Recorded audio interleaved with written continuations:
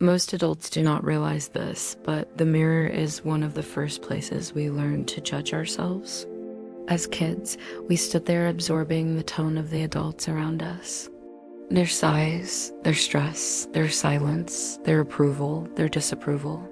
We learned to scan our reflection for what was wrong, instead of using it as a place to connect with who we actually are. So today, we are going to reclaim the mirror. Not for vanity, not for performance, but for inner alignment. Stand in front of your mirror, let your shoulders drop, let your jaw unclench, let your breath slow down. Now look into your own eyes. Not the surface, not the flaws, just the eyes. There's a reason this feels intense. Eye contact activates the part of your brain responsible for truth, safety, and emotional regulation. When you look at yourself with softness, your nervous system receives a message it rarely gets. I'm safe with me. Hold that gaze for a moment. Let the noise settle. Let the day slow down. Let yourself arrive. Place your hand on your chest or your belly. Take a slow breath in through your nose. Feel your ribs expand. Exhale gently through your mouth. In, out. This is not just breathing. This is you shifting from survival mode to presence. Your brain can't receive new messages when it's braced for impact. But with slow breathing, the guard dog steps aside and the inner voice, the real one, can finally speak. Most of your self-talk is not actually yours. It is an echo, a leftover, a survival strategy from a younger version of you who is trying to stay safe, loved, or acceptable. Being nice to everyone, being agreeable, being quiet, being perfect, being needed, being irreplaceable. These were not personality traits. They were adaptations. And the mirror became the place where you checked whether you were still performing them correctly. But you are not that child anymore. You don't need to earn your place in the room. You don't need to shrink to be chosen.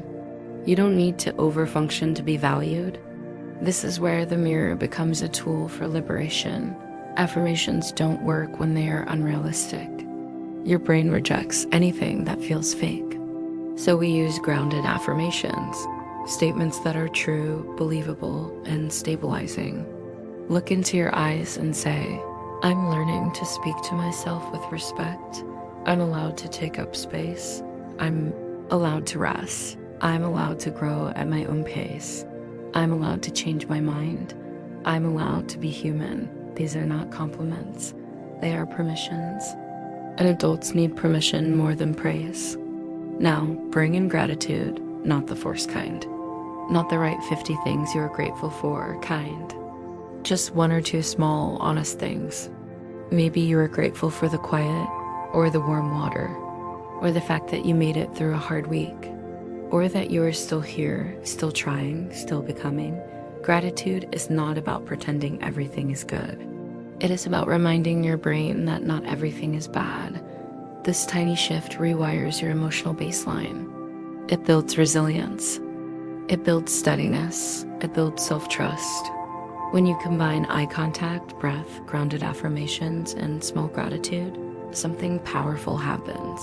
Your inner voice starts to sound like someone who cares about you. Not someone who critiques you. Not someone who doubts you. Not someone who demands perfection, but someone who is on your side. This is how identity rebuilds itself. Not through massive breakthroughs, but through small, consistent moments of self-directed kindness. You become the adult you needed. You become the voice you deserved. You become the safe place you never had. Tomorrow morning, when you stand in front of the mirror, remember this. You are not checking your reflection. You are checking in with yourself. 10 seconds of eye contact. 3 slow breaths. 1 grounded affirmation. 1 small gratitude. That is it. That is the practice. That is the rewiring. That is the return. Your mirror is not magic. You are. The mirror just helps you see it.